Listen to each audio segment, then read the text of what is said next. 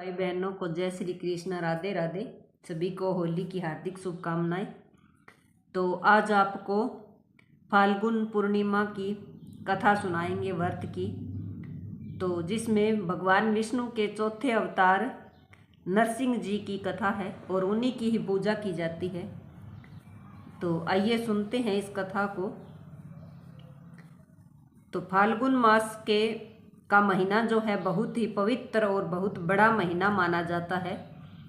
और फाल्गुन मास की पूर्णिमा को साल की सबसे भाग्यशाली पूर्णिमा मानते हैं। फाल्गुन पूर्णिमा के दिन भगवान श्री हरि विष्णु के चौथे अवतार भगवान श्री नरसिंह जी की पूजा की जाती है तथा आज के दिन भगवान नरसिंह जी की और श्री हरि विष्णु जी की और माता लक्ष्मी जी की कहते हैं कि पूजा करने से तथा व्रत करने से और कथा सुनने से घर में स्वास्थ्य, धन और सुख समृद्धि का वास होता है। और आज के दिन गंगा स्नान करने और फाल्गुन पूर्णिमा की कथा को सुनने से मनुष्य की हर मनोकामना जो है पूर्ण होती है और उसके पापों का अंत होता है तथा व्यक्ति को अंत में मोक्ष की प्राप्ति भी होती है। तो आज आपको फाल्गुन मास की कथा सुनाएंगे। तो आप सुनना और बताना कि आपको कैसी लगी। तो सबसे हाथ जोड़कर विनती है कि पूरी कथाएं सुनना। तो आइए सुनते हैं कथा। कहते हैं कि हर वर्ष बुराई पर अच्छाई की जीत की याद के रूप में ये जो है होली का पर्व मनाया जाता है। और फाल्गुन पूर्णिमा पर विष्णु जी एवं लक्ष्मी जी की पूजा और व्रत आदि की जाती है। तो कथा इस प्रकार है। महर्षि कश्यप की पत्नी एवं दक्ष पुत्री दीति के गर्भ से हिरण्याकश्यप और हिरण्याक्ष का जन्म हुआ था। दोनों ही पुत्र बहुत ही बलशाली थे और देवताओं को पराजित करके दोनों भाइयों ने स्वर्ग पर अपना अधिकार भी जमा लिया था और उनके अत्याचार से देवलोक में हाहाकार मच गया था। तो भगवान विष्णु ने वराह अवतार लेकर हिरण्याकश्यप भगवान विष्णु को अपना शत्रु मान बैठा और उनसे प्रतिशोध देने के लिए भगवान ब्रह्मा की तपस्या करने लगा। उधर हिरण्याकश्यप की अनुपस्थिति में भी देवताओं ने दैत्यों पर आक्रमण कर दिया और स्वर्ग पर पुनः अपना अधिकार फिर से प्राप्त कर लिया।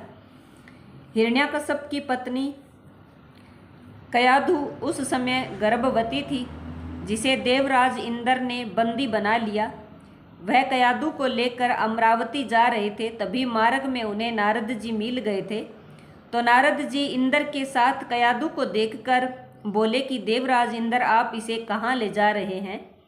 यह सुनकर इंद्र ने कहा कि हे देवर्षि, कयाधु गर्भवती है, इसके गर्भ में हिरण्याकश्यप जैसे दुष्ट आत्मा का अंश है जिसका वध करके मैं इसे छोड़ दूंगा। इस पर देवर्षि नारद जी कहने लगे कि इसके गर्भ में तो श्री नारायण का परम भक्त है, अतः इसे छोड़ दो इंद्र। नारद मुनि की ये सब बात सुनकर देवराज ने कयाधु को छोड़ दिया।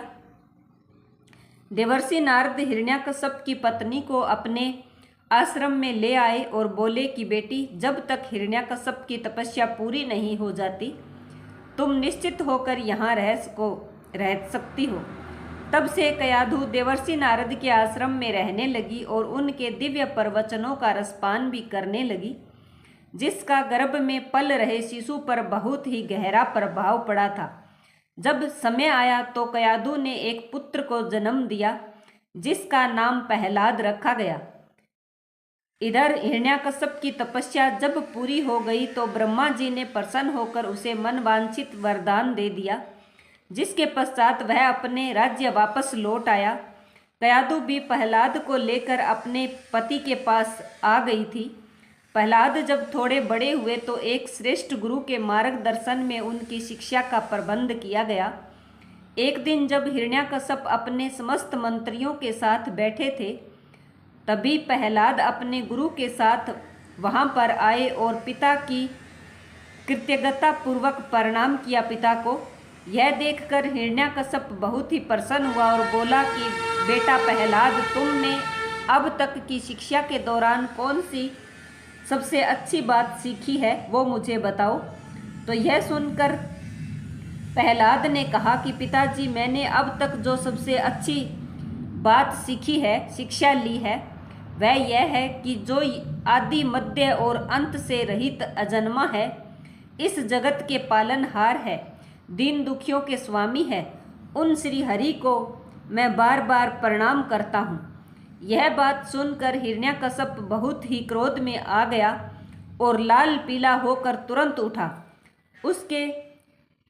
उसने प्रहलाद के गुरु पर चीख फटकार करते हुए कहा कि अरे मूर्ख ब्राह्मण, तूने मेरे इस बालक को मेरे परम शत्रु का गुणगान करने की शिक्षा क्यों दी है। तो प्रहलाद के गुरु ने कहा कि दैत्यराज, आप क्रोध त्याग दें, यह बातें मैंने आपके पुत्र को नहीं सिखाई है। यह सुनकर हिरण्यकश्यप आश्चर्यचकित हो गया। उसे चिंता होने लगी और वह कहने लगा कि पुत्र, बताओ तुम्हें यह उपदेश या यह शिक्षा किसने दी है।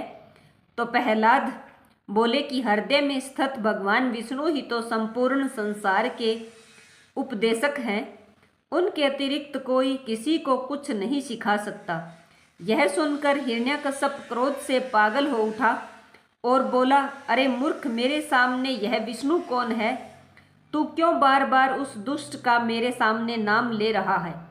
क्या तू इसका परिणाम जानता है कि तेरे साथ फिर क्या होगा? हिरण्यकश्यप ने प्रहलाद को बहुत ही समझाया और डराया, मृत्युदंड का भय भी दिखाया, विष्णु भक्ति से दूर रहने को कहा। फिर भी प्रहलाद के मन में भगवान विष्णु के प्रति श्रद्धा कुछ भी कम नहीं हुई। इसके पश्चात क्रोधित होकर हिरण्यकश्यप ने अपने सेवकों को आज्ञा दे दी कि इस दुरात्मा को मौत के घाट उतार दिया जाए, मतलब अपने पुत्र प्रहलाद को मौत के घाट उतार दिया जाए। इस शत्रु प्रेमी से मुझे कोई भी लाभ नहीं होने वाला। यह कपूत तो अपने ही कुल का नाश कर देगा। दैत्यराज हिरण्यकश्यप की आज्ञा सुनकर उनके सैनिकों ने प्रहलाद पर तरह तरह के अत्याचार किए और उन्हें मारने का बहुत प्रयास किया, परंतु हरि की कृपा जिस पर होती है उसका कोई कुछ नहीं बिगाड़ सकता। तो प्रहलाद का बाल भी बांका नहीं हुआ।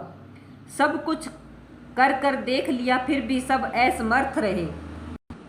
हिरण्यकश्यप यह सब देखकर और मंत्रियों की बातें सुनकर बहुत ही ज़्यादा क्रोधित हो गया।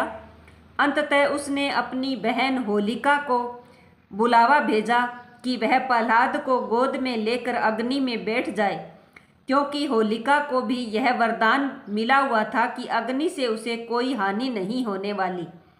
अपने भाई का आदेश मानकर होलिका भक्त प्रहलाद, जो विष्णु का भक्त था, उसको अपनी गोद में लेकर अग्नि में बैठ गई।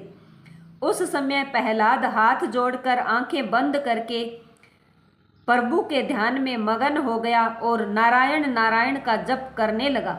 हरि कृपा के फल स्वरूप प्रहलाद अग्नि में बैठकर भी बच निकले, किंतु होलिका उसी अग्नि में जलकर भस्म हो गई। इस प्रकार से भगवान श्री हरि विष्णु ने नरसिंह भगवान का अवतार लेकर अपने भक्त की रक्षा की।